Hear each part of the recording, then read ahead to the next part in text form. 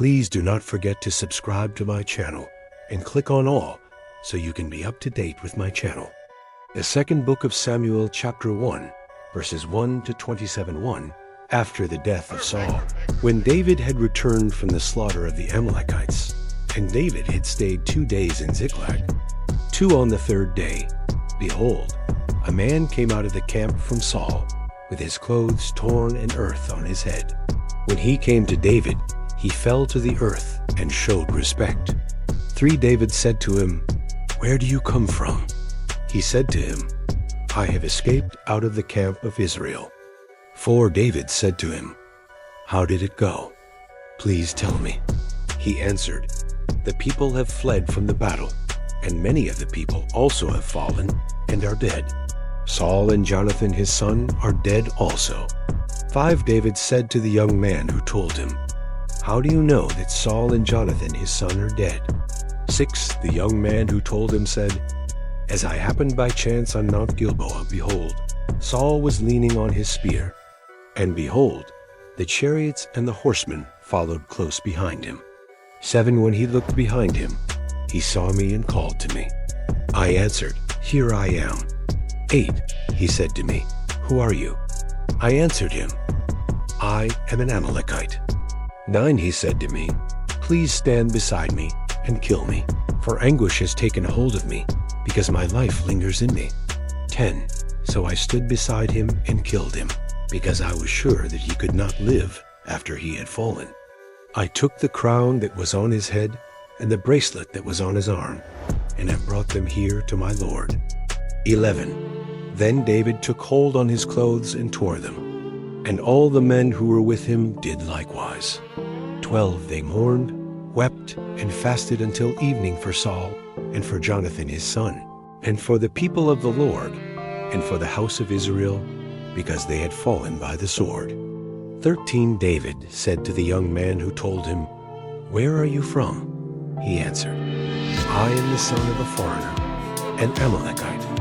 14 David said to him, "Why were you not afraid to stretch out your hand to destroy the Lord's anointed?"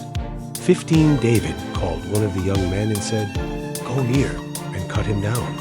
He struck him so that he died.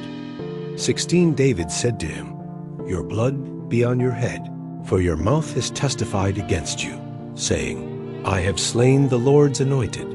17 David lamented with this lamentation over Saul and over Jonathan his son 18. And he commanded them to teach the children of Judah the song of the bow. Behold, it is written in the book of Jashar. 19 Your glory, Israel, was slain on your high places. How the mighty have fallen. 20 Don't tell it in Gath. Don't publish it in the streets of Ashkelon, lest the daughters of the Philistines rejoice, lest the daughters of the uncircumcised triumph. 21 You mountains of Gilboa, let there be no dew or rain on you, and no fields of offerings. For there the shield of the mighty was defiled and cast away. The shield of Saul was not anointed with oil. 22 From the blood of the slain, from the fat of the mighty, Jonathan's bow didn't turn back. Saul's sword didn't return empty. 23 Saul and Jonathan were lovely and pleasant in their lives. In their death, they were not divided. They were swifter than eagles. They were stronger than lions.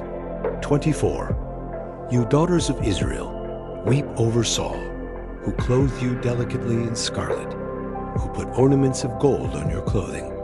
25 How the mighty have fallen in the middle of the battle.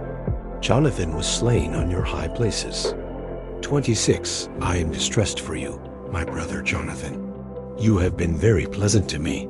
Your love to me was wonderful, surpassing the love of women. 27 How the mighty have fallen, and the weapons of war have perished. Thank you so much for joining me, watching and learning about the second book of Samuel, chapter 1, verses 1 to 27. I hope you enjoyed the video. Please subscribe to my channel if you haven't already for more grade up, incoming pet facts, Bible study, music, and bedtime stories. Good night and sweet dreams until next time.